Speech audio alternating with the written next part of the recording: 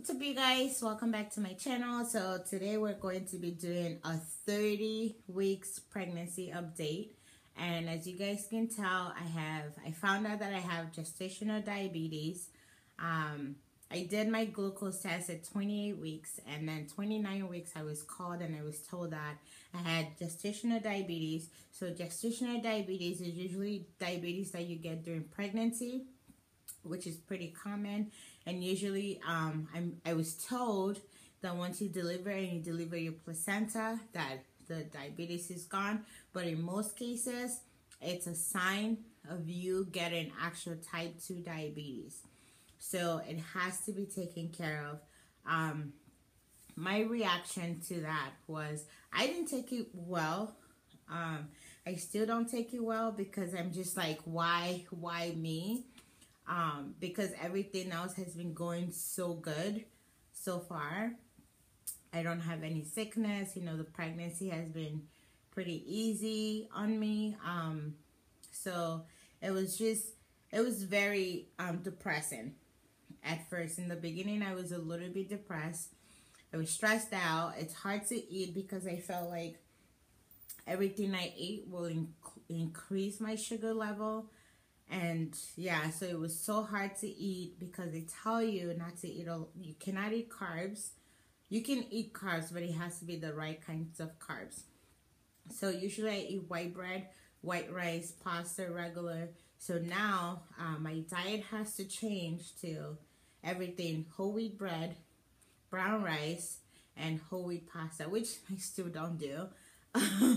But as you guys know, I'm African, and being an African woman, our meal is mostly carbohydrate. And so when there's no carbohydrate in my food, I never feel satisfied. So it's been really hard doing this. I've been doing it for about 2 weeks now, from 29 weeks, and I'm 31 weeks now. So yeah, about 2 weeks, and it's been like the hardest thing ever. So I don't know how people who have diabetes do this, but kudos to them. It's just, it's so much. So my advice to you is, if you're expecting or you are pregnant and you have gestational diabetes, it gets easier. I wouldn't say it gets better. I don't know, it could get better for some people, but for me, I still have a hard time dealing with it. So, but the whole pinching of your, testing your blood sugar and everything, it's a little bit tough, and sometimes I do forget, so I don't know what's gonna happen. So I'm going to show you the things that I have to do. So when I found out that I had gestational diabetes, at the same time my iron levels were pretty low. So my doctor wanted me to take iron pills. So those are my iron pills that I take every day, once a day. And then for the gestational diabetes, I get this bag. And this bag pretty much has everything that I need. It has the monitor, and then it has, this is what you use to like stab your finger so the blood can come out. And then it has the test strips. So the test strips pretty much tells you what your sugar level is. So what you do is, and you're supposed to do this 4 times a day, and you keep a log, which I will show you guys in a few minutes. So what you do is you get your lens strip, I think that's what it's called, and you insert it here. I mean, your doctor would tell you what to do. You put it there, and then that light comes up, and then it shows you that to put your blood. So what you do is, whenever you take your blood, it has to be on the side of your hands, your finger. It cannot be in the middle. It has to be on the sides.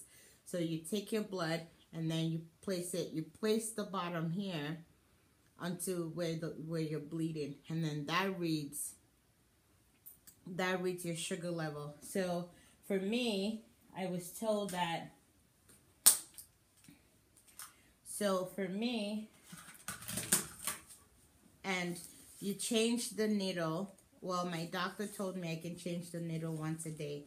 So that's a new needle. So what you do is you put that into, so this goes inside here, and then you take this top off. It's a long process, but once you find out that you have it, your doctor will let you know all the things that you have to do. I have to do it every hour, after every meal, breakfast, lunch, and dinner, and then an hour, this fasting. So I keep a log, and it's 4 times a day. So this is my log. So far, I started June 1st, and I just pretty much have all the dates. And then at first, I didn't do the fasting. So the number, your sugar level for fasting should not be more than 95. And then after breakfast, lunch, and dinner, your sugar level shouldn't be over 140. So you just write everything that you have, every number that you get every time that you do it. So that's pretty much it. It hasn't been easy, but it's something that you work, that you have to deal with, because there's so many complications that I was told that can happen when you have gestational diabetes. One including a preterm labor, a preemie baby. Your baby can be obese. Your baby can end up coming out with having diabetes when they were born. You can have a stillbirth. Your baby can come out with like disfigured facial feature or body features, and stuff like that. So it's something that the doctors really encourage you to work on your diet and take care of yourself, so that way your baby can come out healthy and you can be healthy at the same time, and you don't have to be diabetic. I'm always out of breath when I talk. So yeah, that's my 28 to 30 weeks update. I have gestational diabetes, but I'm working through it. It's gonna get better. So yeah, I have plans. So yeah, and for my 30 weeks update, I went to the doctor 28 to 30 weeks update. My doctor's visit was pretty short, regular stuff. They take your blood pressure. They take the size of your belly just to make sure that the belly is going at a normal rate.